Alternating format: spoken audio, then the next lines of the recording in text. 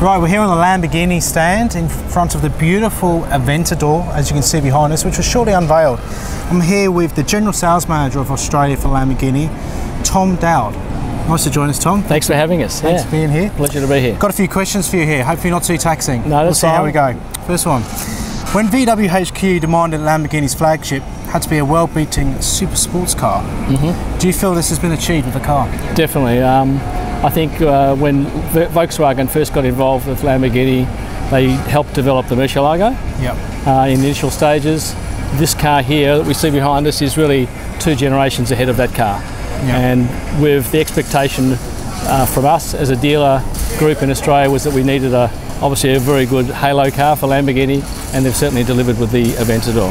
It certainly does look like that today. It is, as we say, it's probably the unrivaled car on the market at the moment, and really, with really not much competition.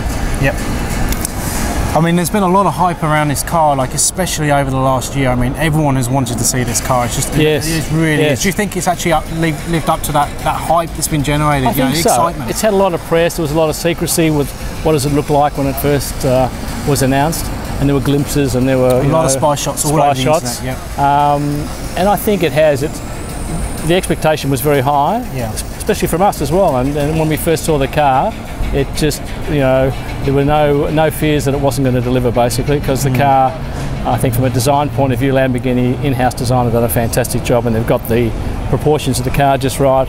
They've got a very modern styling to it, which is really, it is purely Lamborghini styling, and it's recognisable. Even if it didn't have a badge on it, you'd know it as a Lamborghini.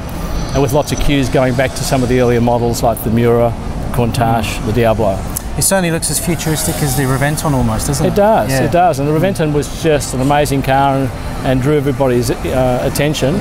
This car, especially from the front of the car, has a lot of Reventon features, but it has a lot of other things going for it which make it stand out as a different model. And as a production car, it's a much better price car than the Reventon would have been in Australia. Would have been about 3 times the price. So. Do you think a lot of Murcielago customers are going to trade up to this car? Did you expect that in Australia? Look, we've already got a lot of our customer base who have got Murcielagos have already signed up for these. But we're also expecting, we have been getting a lot more conquest sales from people who are driving, whether it be another brand, whether it be a Bentley or a Ferrari or a Maserati or a Porsche, whatever. This car is grabbing their attention too, because there really isn't any other manufacturer that's built a car quite as dynamic as the LP700. So whether it won't necessarily be a car that appeals to everybody. But for those who want the top end in a super sports car, that's it. It's not a family sedan, and it's not something you go buy the groceries in on a Sunday. It is a fantastic car, but quite drivable as well. Is there any features that were options on the Murcielago that are actually standard now? I mean, just because the technology's evolved, there's been a big time difference between the 2 cars. A lot of electronic features that have come down from Audi, iPod connectivity, the lifting navigation. Lifter is standard. It was standard on the Murcielago. Okay, right. But there's a lot of options like electric seats. You've also got the phone connection. You've got a dual mode transmission in this, which is basically auto mode as well as a 7-speed gearbox, super quick gearbox, which you never had on the Murcielago. So that's a standard feature. That's probably the major feature that'll make the car respond as a quicker car to drive, and also as an easier car to drive, because you can start it off, put it in a gear and drive away in auto mode, which you couldn't do in the Murcielago. So there's a host of other options, but generally the car's pretty well equipped with just about everything you need. I mean, notice with the V12 engine that's new, and it's actually been developed with no direct fuel injection, which caught my eye. Is that just so there's an easy path to go to the next model, like an LP760 or something? I think they've achieved. I think they've achieved the maximum power they need right now. With this new engine, it's a lighter, smaller engine, still 6.5 litres, but develops a lot more torque. It's 20% cleaner as far as emissions go. So maybe that's got something to do with it as well. And that's even without direct fuel injection, which helps emissions. So they've managed to get all the benchmarks they need, and it's got a load of torque. It's 690 newton meters of torque, and the torque comes in pretty strong at about 4,000 revs. So do you think they will be putting the fuel injection on there, the direct fuel injection, to get some more power in the future and for a future model? Possibly they might look at that, but at this stage it really hasn't come up in any discussions, and there's probably no need to, because they're getting 350 kilometres an hour out of the car. Yeah, it's doing 0 to 102.9 seconds, so it's amazingly quick without already, any turbochargers, without any superchargers, with anything like that, you know. So. Yeah. I noticed with the inboard suspension, which is a very unique thing to this car. I mean, we've seen it on a few other things like Aerial Atoms and Aston Martin 177s, but for a large-scale production car like this, do you feel it's more just a selling point, or does it really make the suspension better? It's less unsprung weight on the wheels. It improves the handling of the car, gets the weight inboard into the centre of the car. Cosmetically, yes, you can have the springs in a yellow option. So when you look through the colour. So when you go through the transparent engine cover, you can actually see them.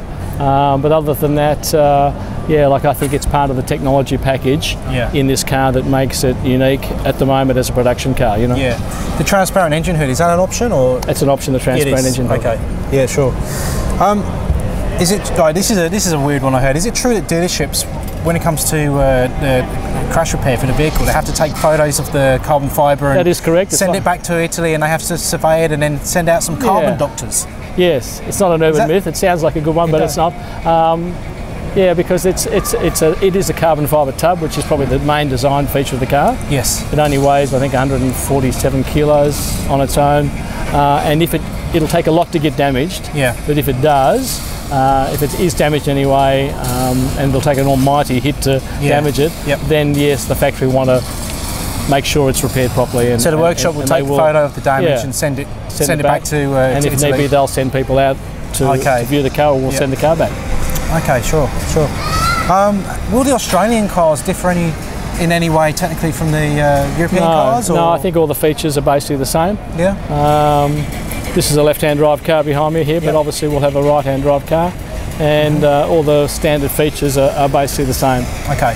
There might be some small changes with seatbelt design between the two markets, but that's all. So this particular one right here is not really drivable on our roads, is it? No. Well, you could drive it, yes. Yes. But this particular car is just a marketing car. Right, so, sure. It's an interesting feature with the doors that it's got pyrotechnic door hinges on it, so if you ever get to a point for safety where the car got inverted, you pull on the door latch and the doors actually blow off. Oh, okay. And let you out of the car. Yeah, okay. To get to that stage, we're not saying anybody's going to get there, but no.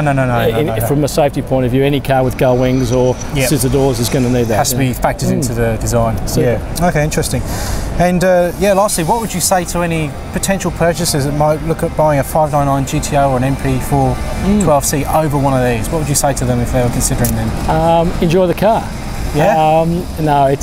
Lamborghini's point of view, there is, as I said, we're not being conceited when we say there probably isn't competition to this car. There are a lot of very good cars out there, but nothing is going to look or drive quite like this. Yes. And if you wanted a 599 GTO, I'm sure it's a lovely car.